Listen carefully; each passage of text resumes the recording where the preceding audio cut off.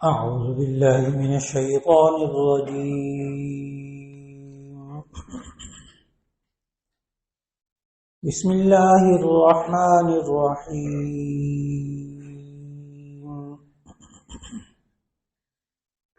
وقال الرسول يا رب إن قوم اتخذوا هذا القرآن مهجورا.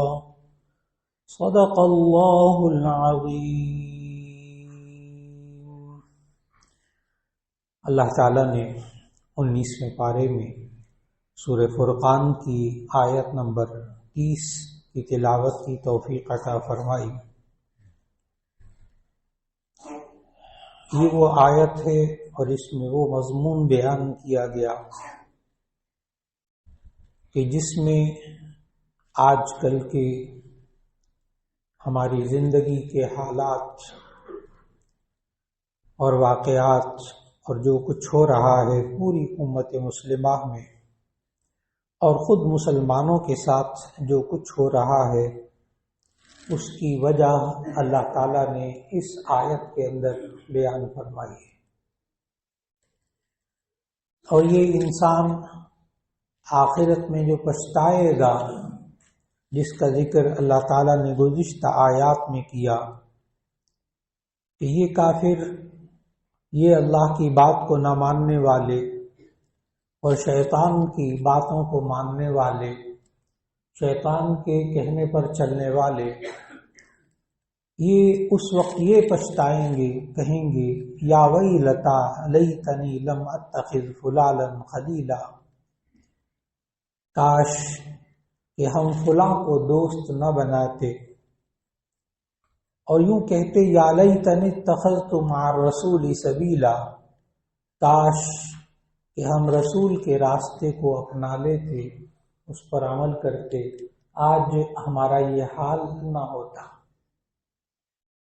تو آج دنیا میں انسان جو پچھتا رہا ہے، مسلمان جو پچھتا رہا ہے اور آخرت میں جو پچھتائے گا، ان دونوں باتوں کی بنیادی وجہ اللہ تعالیٰ نے آج اس آیت پہ بتائی. وقال الرسول یا ربی، اور رسول یہ کہیں گے کہ اے رب، اے میرے رب، ان قومی، بے شک میری قوم، اتخذوا هذا القرآن مہجورا، اس نے اس قرآن کو مہجور بنا دیا ہے. مہجور یہ اس میں مفعول کا صیغہ ہے اور یہ مختلف معانی میں آتا ہے. مہجور یہ حجرہ سے بنا، ہا جیم را. ایک حجرہ کا معنی ہوتا ہے چھوڑ دینا، حجرہ کا معنی چھوڑ دینا، ترک کر دینا. جیسے ہجرت، مکہ سے نبی صلی اللہ علیہ وسلم نے مدینہ کی طرف ہجرت فرمائی، یعنی اپنے وطن کو چھوڑ دیا اور دوسرے وطن کو اپنا لیا، اس کو بھی ہجرت کہتے ہیں. تو حجرہ کا ایک معنی تو چھوڑنا ہے، اس وقت اس کا مطلب ہوگا مہجور کا معنی چھوڑ دیا گیا ہوا، یعنی متروک. کہ رسول اس وقت محمد صلی اللہ علیہ وسلم یوں کہیں گے اے میرے رب، ان قوم اتخذوا هذا القرآن مہجورا، کہ بے شک میری قوم نے اس قرآن کو چھوڑ دیا تھا، میری قوم نے اس قرآن کو چھوڑ دیا تھا. یہاں مفسرین نے آیت کے سیاق اور سباق سے دونوں معنی بیان کیے کہ یہ آخری نبی حضرت محمد رسول اللہ صلی اللہ علیہ وسلم کا یہ کہنا کب ہوگا، دنیا میں یا آخرت میں. مفسرین نے دونوں تفسیریں لکھی ہیں. اگر گزشتہ آیات کو ساتھ ملا کر پڑھا جائے اور اس کا تعلق پچھلی آیات کے ساتھ جوڑا جائے تو دیکھیے میں آیات کا ترجمہ کروں گا، دو آیات پچھلی پڑھ کر پھر میں ترجمہ کروں گا تو آپ فوراً سمجھ جائیں گے کہ اس کا تعلق آخرت کے ساتھ ہے.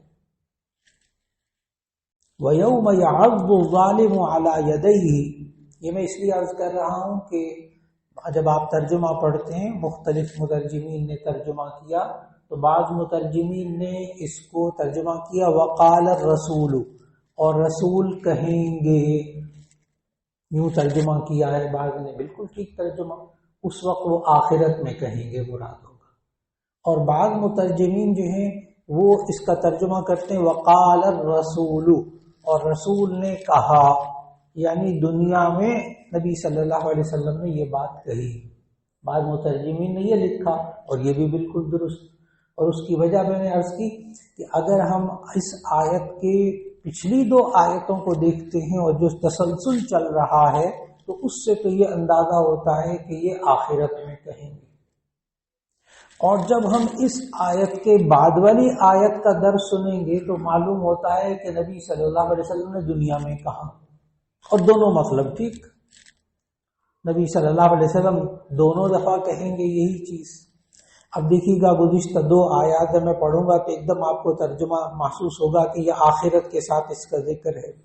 وَيَوْمَ يَعَضُّ الظَّالِمُ عَلَى يَدَيْهِ، اور جس دن کے ظالم لوگ اپنے ہاتھوں پر دانت کاٹیں گے افسوس سے، یقول، وہ کہیں گے یا لیتنی اتخذت مع الرسول سبیلا، کاش کہ ہم رسول کے راستے کو اپنا لیتے۔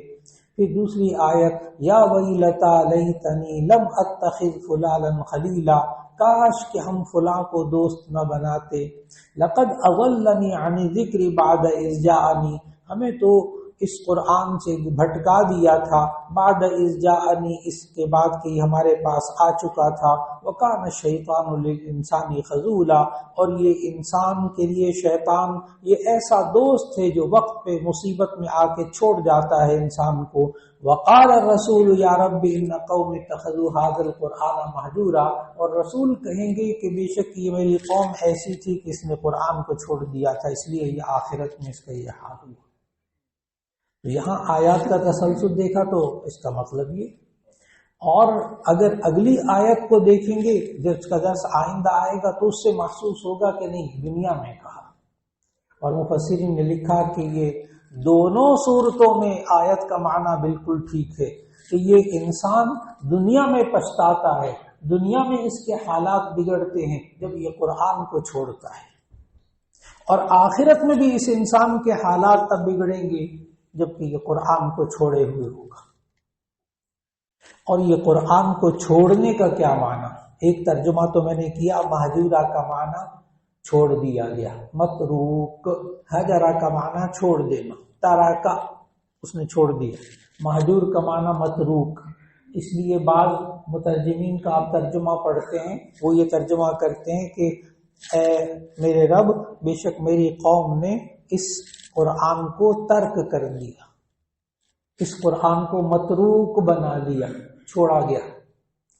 اب دوسرا ترجمہ ذرا غور سے، دوسرا ترجمہ ہجرہ کا معنی لغت میں لکھا ہے فضول، بیکار، فضول، بیکار، اور بعض جگہ اس ہجرہ کا معنی لکھا ہے کہ ہجر کہتے ہیں بکواس کو، ہجر کہتے ہیں بکواس کو، بیکار بات ہے۔ اس لیے آپ کو بعض مترجمین ترجمہ کرنے والے ہیں، انہوں نے یہاں ترجمہ قرآن کا پتہ کیا کیا ہے مہجورہ کا، کہ یہ اے اللہ یہ سارے حالات اس لیے ہوئے ہیں کہ میری قوم نے اس قرآن کو بکواس سمجھا تھا۔ یہ لفظ لکھا ہے مترجمین، یہ لفظ لکھا ہے کہ مترجمین نے بکواس کا لفظ لکھا ہے مہجورہ کا ترجمہ، اس لیے کہ آج بعض مسلمانوں کی زبان پہ یہ والا لفظ ہے قرآن کے بارے میں، محفلوں میں کہتے ہیں پڑھے لکھے لوگ، اور چھوڑو جی قرآن کیا بکواس ہے، دین کی باتیں ہوتی، مسلمانوں کی مجلسوں میں یہ لفظ اپنے کانوں سے سنے، بیٹھے ہوتے کیا بکواس ہے۔ اور اللہ نے قرآن میں کہا کہ مسلمانوں کی تباہی کا سبب یہ ہے کہ اس نے قرآن کو بکواس سمجھا۔ ایک مترجمین نے ترجمہ کیا، شیخ الہند رحمہ اللہ نے اس کا ترجمہ کیا، بہترین ترجمہ ان کا شیخ الہند رحمہ اللہ کا، انہوں نے یہاں مہجورہ کا ترجمہ لکھا ہے جھک جھک، اس زبان کے اس دور کی زبان میں ترجمہ لکھا، وہاں محاورہ اس وقت اس کا یہ ان هذا القرآن مہجورہ، شیخ الہند ترجمہ لکھتے ہیں یا اللہ یہ میری قوم کا حال اس لیے ہوا ہے کہ اس نے قرآن کو نہ جھک جھک سمجھا، آخرت، جنت، جہنم، قوم عاد، قوم سمود، فرعون، حامان، قارون، کیا جھٹ جھٹ ہے. اس لیے میں نے بڑے سنبھل کر نا سارے ترجمے ذکر کیے ہیں آپ کے سامنے، اور سارے ترجمے درست ہیں، سارے ترجمے درست ہیں. یہ قوم تباہ ہی اس لیے ہوئی کہ اس نے قرآن کو جھک جھک سمجھا. یہ قرآن اسی لیے تباہ ہوئی کہ اس نے قرآن کو بک بک سمجھا. اس نے بکواس سمجھا قرآن کو، اس نے قرآن کو چھوڑ دیا. سارے ترجمے مفسرین نے جتنے کیے ہیں نا سارے ٹھیک. اب یہ قرآن کو چھوڑنے کا کیا معنی ہے؟ قرآن کو چھوڑنے کا کیا معنی ہے؟ اس کی پوری بات کو اب سمجھنا ہوگا جو مفسرین نے لکھا. نمبر 1، اس کو پڑھنا ہی چھوڑ دینا، اس کی تلاوت کرنا ہی چھوڑ دینا. یہ امت مسلمہ کا حال، یہ مسلمان کا حال اس لیے ہوا اس نے اس کو پڑھنا ہی چھوڑ دیا، تلاوت کرنا ہی چھوڑ دیا. اس لیے اب گھروں پہ رحمت نہیں آتی جن گھروں میں قرآن کی تلاوت نہیں ہوتی. یاد رکھ لیجیے گا، رحمت بہت مانگتے ہیں ہم لوگ، بہت مانگتے ہیں اللہ ہم پر رحمت فرما، اے اللہ اس ملک پہ رحمت فرما، ہمارے امت مسلمہ پہ رحمت فرما، یا اللہ ہمارے کاروبار پہ رحمت فرما، اے اللہ ہمارے بچوں پہ رحمت فرما، اے اللہ ہمارے گھرانے پہ، ہمارے خاندان پہ رحمت فرما. بہت دعائیں مانگتے ہیں. رحمت کا جو اپوزٹ اللہ نے بتایا ہے نا وہ ذہن میں رکھنا بڑا ضروری ہے کہ اگر رحمت نہ ہو تو پھر کیا ہوتا ہے. قرآن میں رحمت کا اپوزٹ، رحمت کی ضد جو قرآن میں لفظ آیا وہ ہے لعنت. رحمت کی ضد لعنت، یعنی رحمت نہیں ہوگی نا اللہ کی تو وہاں لعنت ہوگی. جب رحمت نہیں ہوگی تو وہاں لعنت ہوگی. جب نبی صلی اللہ علیہ وسلم نے یہ فرمایا کہ جو شخص قرآن مجید کسی گھر کے اندر تلاوت کرتا ہے، اب دیکھیے گا تلاوت نہ کرنا اسے لعنت کیا ہوتی ہے. جو آج انسان کو اپنی آنکھوں سے لعنت نظر آتی ہے، آنکھوں سے خود نظر محسوس کرتا ہے. حدیث سمجھنی ہوگی. نبی صلی اللہ علیہ وسلم نے فرمایا جس گھر میں قرآن مجید کی تلاوت ہوتی ہے حفتہم الملائکہ، اس کو فرشتے رحمت کے گھیر لیتے ہیں. وغشیتہم الرحمہ، اللہ کی رحمت اس گھر کو ڈھانپ لیتی ہے. وانزلت علیہم السکینہ، ان پر سکون نازل ہوتا ہے. جب گھر میں محسوس ہو کہ رحمت کے فرشتے نہیں، یہ تو کچھ اور ہی ہو رہا ہے گھروں کے اندر. اگر محسوس ہو کہ ہمارے گھروں پہ اللہ کی رحمت نہیں ہو رہی، جھگڑے، بے برکتی، سب کچھ موجود ہے، سکون نہیں ہے، کہتے ہیں ہمارے میں کوئی کمی نہیں ہے، کوئی کمی نہیں، بس سکون نہیں. نہ گھر والوں سے سکون ہے، نہ بچوں سے سکون ہے، نہ کاروبار میں سکون ہے. دوست من خوشی کا احساس ہی ختم ہو گیا. سب کچھ ہے میرے پاس، خوشی نہیں. کیوں؟ قرآن کو چھوڑ دیا، قرآن کی تلاوت کو چھوڑ دیا. نمبر 1، صرف تلاوت، اس کو چھوڑنے کے نقصانات کیا ہیں اور اس کا فائدہ کیا ہے؟ کہ جب قرآن کی تلاوت کی جاتی ہے، جس گھر میں قرآن مجید کی تلاوت ہوتی ہے حفتہم الملائکہ، اس کو فرشتے گھیر لیتے ہیں. ابھی مولانا قاری صاحب سورۃ الجمعہ کی تلاوت کر رہے تھے، آپ حضرات سن رہے تھے. سورۃ الغاشیہ کی تلاوت کر رہے تھے، سن رہے تھے. ایمان رکھیں اس بات پر کہ جب وہ تلاوت کر رہے تھے حفتہم الملائکہ، اس جگہ کو رحمت کے فرشتوں نے گھیرا ہوا تھا. غشیتہم الرحمہ، اللہ کی رحمت نے آپ کو ڈھانپا ہوا تھا جس وقت آپ یہ قرآن سن رہے تھے اور وہ پڑھ رہے تھے. انزلت علیہم السکینہ، آپ پر سکون اتاری تھا. ایک ایک بندے نے آج محسوس کیا ہوگا نماز کے اندر ایک سکون کی کیفیت. یہ اللہ کی رحمت کے آثار. اور جب گھروں میں سے، کاروبار میں سے، اداروں میں سے، ملک سے سکون اٹھ جائے، اللہ کی رحمت اٹھ جائے، لعنت کے آثار ہیں. لعنت کے آثار ہیں. اللہ کی رحمت نہیں ہوگی تو لعنت ہوگی. اس کا اپوزٹ یہی ہے. نمبر 2، اس قرآن کو سمجھنا چھوڑ دینا. تلاوت کر رہے ہیں، بس تلاوت کر رہے ہیں، لیکن ساری زندگی قرآن پڑھتے ہوئے گزر گئی، لیکن یہ نہیں پتا کہ اس قرآن میں ہے کیا۔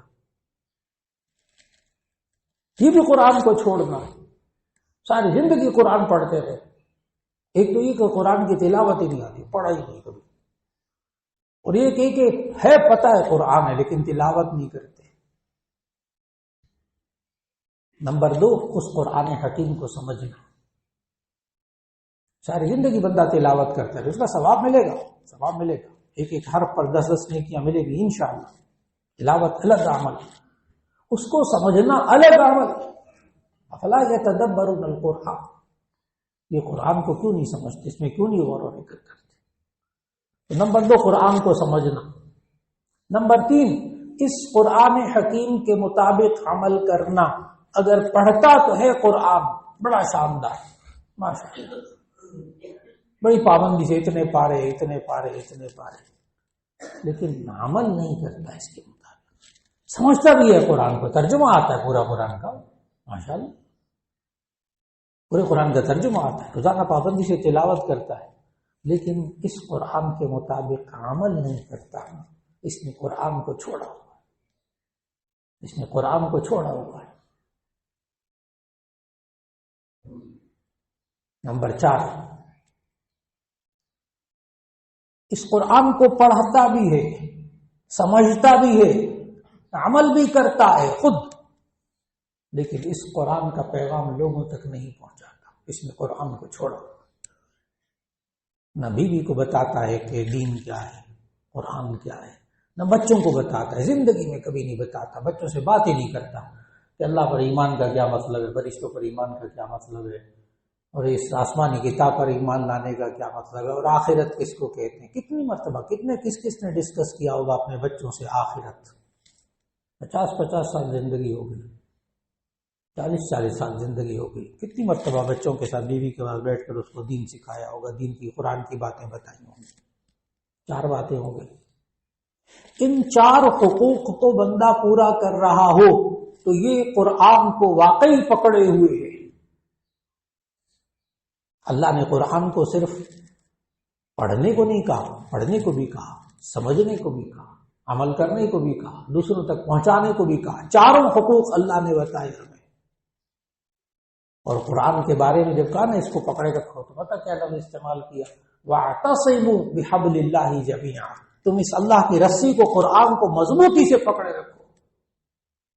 کیا مطلب؟ تلاوت بھی کرو، اس کو سمجھو بھی، اس کے مطابق عمل بھی کرو، اور دیکھو اس قرآن کے پیغام کو لوگوں تک پہنچاؤ، اپنے بیوی بچوں تک پہنچاؤ، اپنے دوستوں ساتھیوں کو بتاؤ قرآن کیا کہتا ہے۔ نہ کیا تو اس کا مطلب یہ ہوگا کہ ہم نے قرآن کو چھوڑا ہوا ہے۔ یہ قرآن کو چھوڑنے کا مطلب کیا ہوتا ہے؟ یہ چھوڑنا کیا ہوتا ہے؟ نہ تلاوت کرنا، نہ اس کو سمجھنا، نہ اس کے مطابق عمل کرنا، اور نہ قرآن کو دوسروں تک پہنچانا، اس کے پیغام کو۔ یہ سب قرآن کو چھوڑنے کی صورت ہے۔ شیخ الہند رحمہ اللہ مولانا محمود حسن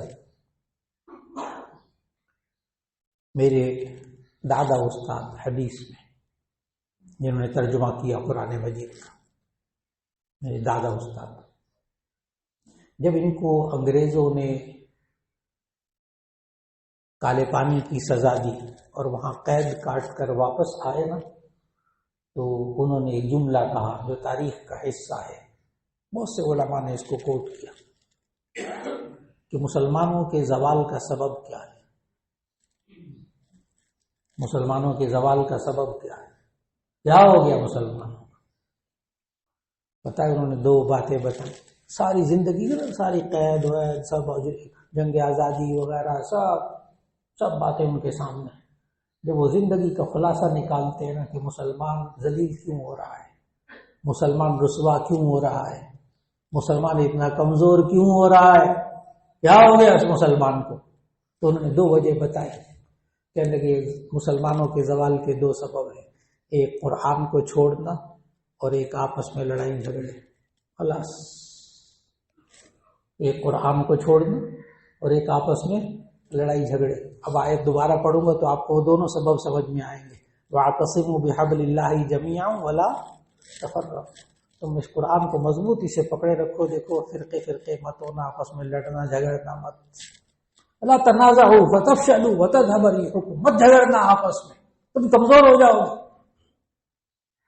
آپ کو سمجھ میں آ گیا ہوگا کہ معاشرے میں بے چینی کے سبب کیا ہوتے ہیں، گھر میں بے چینی کے سبب کیا ہوتے ہیں. گھر میں سے سکون کب اٹھتا ہے؟ جب انسان قرآن کو چھوڑتا ہے اور آپس میں لڑائی جھگڑے پیدا کرتا ہے. بیوی سے جھگڑا، بچوں سے جھگڑا، بھائی سے جھگڑا، کوئی تو چھوڑ دو جس کے ساتھ جھگڑا نہ ہو، ہر ایک کے ساتھ جھگڑا ہو. سب کچھ ہوتے ہوئے درمیان میں سے سکون اٹھ جائے گا. سب کچھ ہوتے ہوئے قرآن کو چھوڑا، اللہ وہ زندگی تنگ کر دیتا دنیا کے اندر، آخرت کے اندر تو کرے گا. آیت پڑھنے لگا، اللہ نے کھل کر قرآن میں کہا من اعرض عن ذکری فإن له معیشۃ ضنکا. من ذکر سے مراد یہاں قرآن مجید، من اعرض عن ذکری، جو میرے اس قرآن کو اس سے منہ پھیر لے گا، اس پر عمل نہیں کرے گا، اس کے مطابق زندگی نہیں گزارے گا، فإن له معیشۃ ضنکا، تو میں اس کی زندگی کو تنگ کر دوں گا. میں اس کی زندگی کو تنگ کر دوں گا، اس کی معیشت کو تنگ کر دوں گا. من اعرض عن ذکری فإن له معیشۃ ضنکا، جو میرے اس قرآن سے منہ موڑے گا میں اس کی زندگی کو تنگ کر کے چھوڑوں گا. مشکل. اللہ ہمیں اس قرآن حکیم کو خوب مضبوطی سے پکڑنے کی توفیق عطا فرمائے. اور یہ جو اللہ کے رسول صلی اللہ علیہ وسلم نے دنیا میں کہا اور آخرت میں بھی یہی کہیں گے، کیا ہوا اس مسلمان کو، کیا ہوا اس کو؟ کافر بھی اس لیے ذلیل ہو رہا، مسلمان بھی اس لیے ذلیل ہو رہا کہ ان قوم اتخذوا هذا القرآن مہجورا، کہ اس میری قوم نے قرآن کو چھوڑ دیا.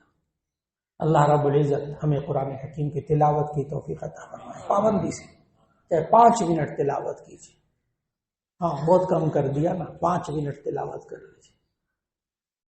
نہ کرے پورا پارا، 10 پارے، 20 پارے، 5 منٹ تلاوت کر لیجیے. کیوں آ رہا ہوں تھوڑی چیز پر، کیوں آ رہا ہوں؟ اس لیے کہ نبی صلی اللہ علیہ وسلم نے فرمایا خیر الاعمال ادومها وان قل، بہترین عمل وہ ہے جو پابندی سے کیا جائے اگرچہ تھوڑا ہو.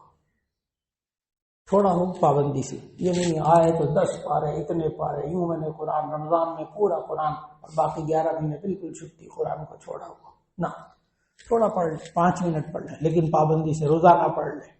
اللہ میں قرآن کی تلاوت کی توفیق عطا فرمائے، اس کو سمجھنے کی توفیق عطا فرمائے، اس کے مطابق عمل کرنے کی توفیق عطا فرما دے، اس قرآن کے پیغام کو لوگوں تک پہنچانے کی توفیق عطا فرما دے. الحمدللہ رب العالمین. اللهم صل على سيدنا ومولانا محمد وعلى آل سيدنا ومولانا محمد وبارك وسلم. ربنا آتنا في الدنيا حسنة وفي الآخرة حسنة وقنا عذاب النار. یا اللہ ہمارے گناہوں کو معاف فرما. یا اللہ ہمارا سب سے بڑا گناہ کہ ہم نے قرآن کو چھوڑا، اس کی تلاوت کو چھوڑا، اس کو سمجھنے کو چھوڑا، اس پر عمل کرنے کو چھوڑا. بیوی بچوں کو، دوستوں کو، احباب کو قرآن کی کیا تعلیم ہے، کیا قرآن سکھاتا ہے، یا اللہ ہم نے وہ بتانا چھوڑ دیا. اے اللہ اب ہمارے گھروں کے اوپر رحمت کے آثار نہیں ہیں، لعنت کے آثار ہیں. ہمارے معاشرے پہ رحمت کے آثار نہیں ہیں، لعنت کے آثار ہیں. ہمارے کاروبار میں، ہمارے پیسے میں، ہماری زندگی میں اے اللہ رحمت نازل فرما دے. یا اللہ اپنی لعنت سے ہمیں سب کو دور فرما دے. یا اللہ اس قرآن حکیم کو خوب اچھی طرح پڑھنے سمجھنے کی توفیق عطا فرما. ساری زندگی قرآن و سنت کے مطابق گزارنے کی توفیق عطا فرما دے. یا اللہ جو بیمار ہیں سب کو شفاء کاملہ نصیب فرما دے. یا اللہ جو پریشان حال ہے ان کی پریشانی کو دور فرما دے. یا اللہ جو مالی پریشانیوں میں مبتلا ہے یا اللہ ایک ایک کی پریشانی کو دور فرما دے. یا اللہ یہ جمعے کا دن ہے، بابرکت دن ہے، رمضان کا مہینہ ہے، اے اللہ کسی کو محروم نہ فرما. ایک ایک کے دل میں یا اللہ جو جو دعا ہے یا اللہ جو مانگی ہیں، جو آئندہ مانگیں گے یا اللہ ساری دعائیں قبول فرما لیں.